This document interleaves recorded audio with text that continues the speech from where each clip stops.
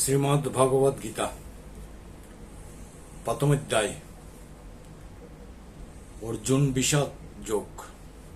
ধৃতরাষ্ট্র উবাচ। ধৃতরাষ্ট্র বললেন, হে সঞ্জয়, যুদ্ধে উদ্ধৃত আমার পুত্রগণ ও যোদ্ধাগণ এবং পাণ্ডবগণ ধর্মক্ষেত্রে কুরুক্ষেত্রে মিলিত হইয়া কি করিলেন? সঞ্জয় বললেন, পাণ্ডব সৈন্যগণকে বহ দ্বারা সজ্জিত দেখিয়া রাজা দুর্যোধন আচার্য দ্রোণের নিকট গিয়া বলিলেন, হে আচার্য, আপনার বুদ্ধিমান শিষ্য দ্রুপদ রাজপুত্রের সঙ্গে বহু আকারে সজ্জিত পাণ্ডবদের বিশাল সৈন্যদল দেখুন। এই সেনা মধ্যে ভীম, অর্জুনের মতো ধনুর্ধর বীরগণ আছে, সাত্যকী, বিরাট ও মহাবীর দ্রুপদ, ধৃত, ধৃষ্টকেতু, চেকিতান, বীর্যবান, কাশীরাজ, পুরুজিৎ, কুন্তিভোজ, নরপুঙ্গব, শৈব্য, যুধামন্য, বীর্যবান, উত্তমৌজা, সুভদ্রা পুত্র অভিমন্যু ও দ্রৌপদীর পঞ্চপুত্র সকল মহারথী উপস্থিত। হে দ্বিজশ্রেষ্ঠ, আমাদের সেনাদলের প্রধানগণকে জানিয়া রাখুন। আপনার অবগতির জন্য তাহাদের নাম বলিতেছি। আপনি স্বয়ং পিতামহ ভীম, কর্ণ, রণকুশলী, কৃপ, অশ্বত্থামা, বিকর্ণ, সোমদত্তের পুত্র বরিশ্রবা ও জয়দ্রথ আমার জন্য প্রাণত্যাগে প্রস্তুত। বিবিধ অস্ত্রধারী যুদ্ধ বিশারদগণ আমার পক্ষে যুদ্ধে প্রস্তুত হইয়াছেন, কিন্তু পিতামহ ভীষ্ম দ্বারা রক্ষিত ও পরিচালিত সৈন্যগণ যুদ্ধে অসমর্থ মনে হয়।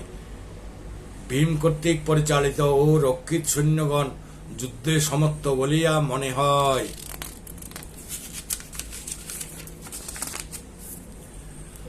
আপনার নিজ নিজ ভাগে যুদ্ধক্ষেত্রে থাকিয়া পিতামহ ভীষ্মকে সাহায্য করুন।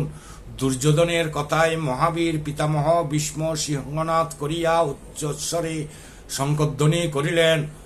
অতঃপর শঙ্খ, ভৈরী, প্রণব, আনক, গোমুখ ইত্যাদি মহাশব্দে বাজিয়া উঠিল। সেই মহাশব্দ আকাশে বাতাসে ভয়ানক হইয়া উঠিল। তাহার পর শ্বেতাশ্বযুক্ত মহারথে অবস্থিত শ্রীকৃষ্ণ ও অর্জুন দিব্য শঙ্খদ্বয় বাজাইলেন। ঋষিকেশ পাঞ্চজন্য ও অর্জুন দেবদত্ত শঙ্খ এবং বিকুধর ভীম পণ্ড নামক শঙ্খ বাজাইলেন। এই মহারাজ, কুন্তিপুত্র রাজা যুধিষ্ঠির, অনন্ত, বিজয়, নকুল, সুঘোষ ও সহদেব মণিপুষ্পক নামক শঙ্খধ্বনি করিলেন।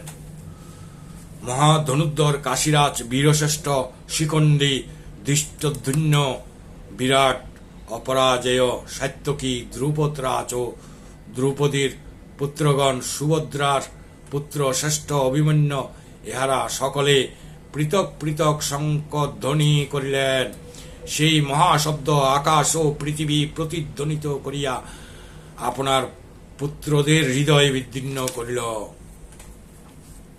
হে মহারাজ, শত্রুপক্ষ যুদ্ধে প্রস্তুত দেখিয়া কপিধ্বজ রথারূঢ় অর্জুন যুদ্ধার্থে ধনুক তুলিয়া ঋষিকেশ কৃষ্ণকে বললেন। অর্জুন বললেন, হে অচ্যুত, শ্রীকৃষ্ণ, উভয় সেনাদলের মধ্যে রথ স্থাপন কর।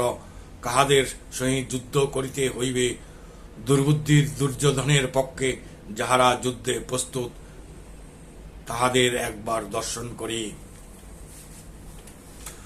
সঞ্জয় বললেন, মহারাজ, অর্জুনের কথায় শ্রীকৃষ্ণ উভয় পক্ষীয় সৈন্যদলের মধ্যে তার উত্তম রথটি রাখিয়া বললেন, হে পার্থ, ভীষ্ম, দ্রোণ প্রভৃতি কুরুপক্ষের যোদ্ধাগণকে দেখ। অতঃপর অর্জুন যুদ্ধক্ষেত্রে অবস্থিত উভয় পক্ষীয় সৈন্যগণের মধ্যে পিতামহ, গুরু, পৌত্র, তাত, ভ্রাতা, শ্বশুর, মাতুল ও সুহৃদয়গণকে দেখিলেন। যুদ্ধক্ষেত্রে এইসব আত্মীয় স্বজন ও সুহৃদয় বর্গকে দেখিয়া অর্জুনের মনে করুণার উদ্রেক হইল। তিনি দুঃখের সঙ্গে বলিলেন, হে কৃষ্ণ, যুদ্ধে উপস্থিত স্বজনকে দেখিয়াই আমার সারা দেহ অবশ, মুখ শুষ্ক হইতেছে, আমার সর্বাঙ্গ কাঁপিতেছে, হাত হইতে গান্ডীর্ব স্খলিত হইতেছে ও সর্বাঙ্গ দগ্ধ হইতেছে। হে কেশব, আমি রথে থাকিতে অক্ষম, অত্যন্ত অস্থির, আমি নানাবিধ অশুভ লক্ষণ দেখিতেছি, যুদ্ধে আত্মীয় বধে কোনো শ্রেয় দেখি না। হে কৃষ্ণ, আমি জয়, রাজ্য এবং সুখভোগ চাই না। হে গোবিন্দ, রাজ্য বা ঐশ্বর্য আমাদের কি প্রয়োজন? যাহাদের জন্য রাজ্য বা সুখ ও ভোগ কামনা, সেই গুরু পিতামহ পিতৃব্য ও মাতুলাদি সকলে ধনৈশ্বর্য প্রাণের মায়া ত্যাগ করিয়া যুদ্ধে উদ্ধৃত। এই